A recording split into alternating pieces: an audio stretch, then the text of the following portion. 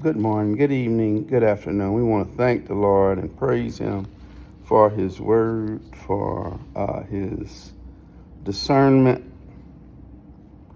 for the understanding that He gives us through His word. We're going to read from Job today, and what we want to do is leave it up to you to decide. We want you to read in your own time, in whatever version you want, the complete chapter of Job 12.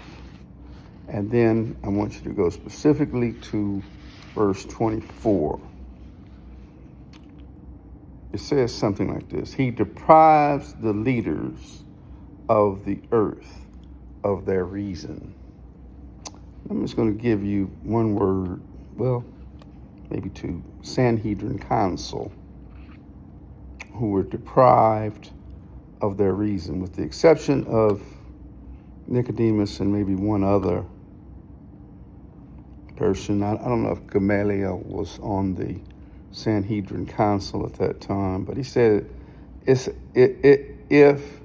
the Christian movement is of God, it will last. If not, God will allow it to die, basically, or be put asunder. Let me read it again.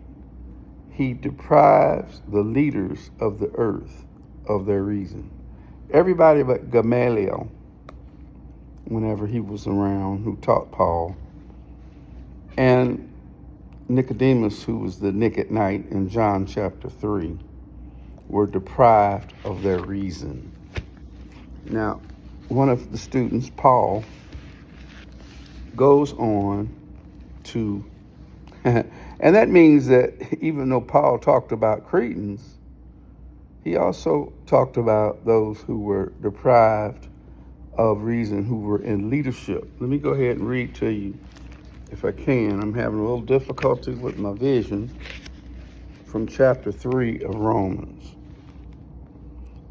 There is no one righteous, not even one. There is one who understands, the one who seeks God. All have turned away. They have together become worthless. All have turned away. They have together become worthless. There is no one who does good, not even one. There is no one who does good, not even one. Their throats are open graves. Their tongues practice deceit. The poison of vipers is on their lips.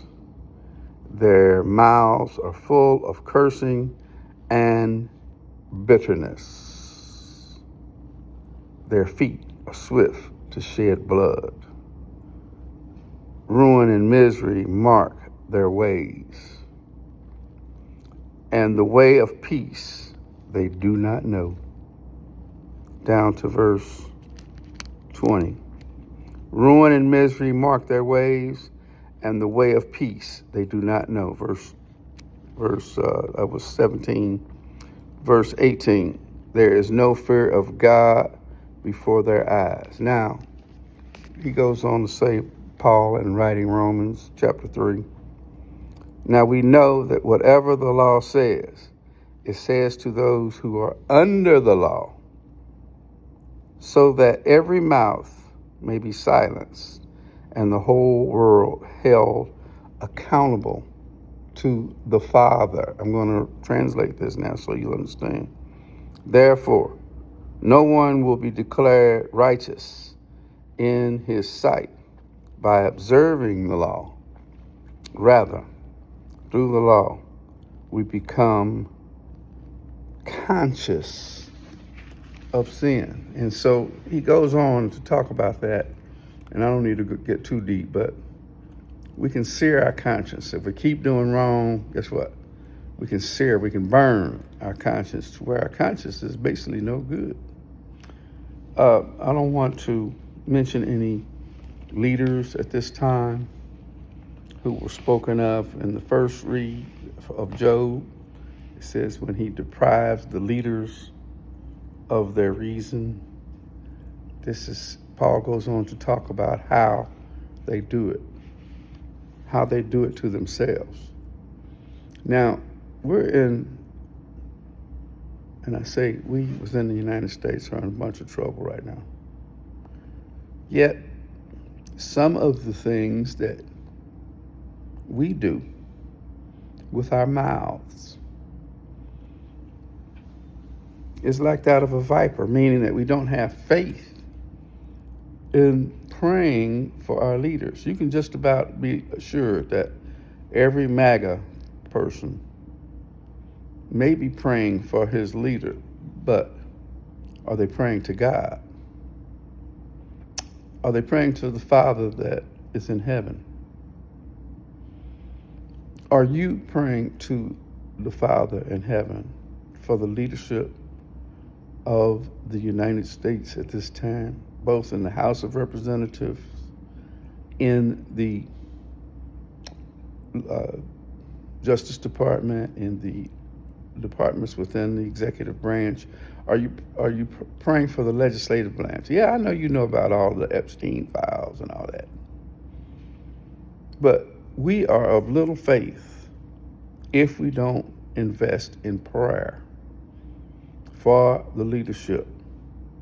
We have no hope if we don't pray, because what we're hearing on the news is not going to develop faith. We have to be obedient to the commands of those who are comparing certain groups of people to Cretans. We have to have faith that God will take care of them for their lies, for their deceit, for the poison that they're putting out, for them trying to fool the public into thinking that they're trying to release the ships going in and out of certain geographic areas. We have to, while the prices are going up and people are making money on stock market and elsewhere, we have to pray and know that either God lied or this is the end if we don't pray. Even if we do pray, like the 3 Hebrew boys said, even if we do know that God can liberate us and he not liberate us, he is coming back himself in the form of his son to make it happen. It's mentioned in too many holy books, except for one religion who are deceiving us into thinking that they are chosen people when they are not. You are the chosen person if you pray, if you have faith that the Father gave us his son to die. It was only necessary for one death for our sin, and then for us to confess sin after that, because the wages of sin is death. And if you're not praying, you're sinning. If you're not praying for yourself, because the temptation is going to be there. There are going to be cathexes out there that you love, that you don't want to give up when Jesus comes back. You better be praying on that. Cathexes is something that you invest your spiritual energy in that you love but cannot love you. You can love it in an eros way, in a flesh way, but it ain't gonna love you back. You run around here talking about, oh, I love soccer. Oh, I love my people. Guess what? Oh, I love my party. Guess what? All I could do is shake my head. Look up the word cathexes. Cathexes, cathexis. And also pray. Read your word. Ask to do it. That's all I have to say today. Thank you. I love you. In the name of Jesus, ain't nothing you can do about it.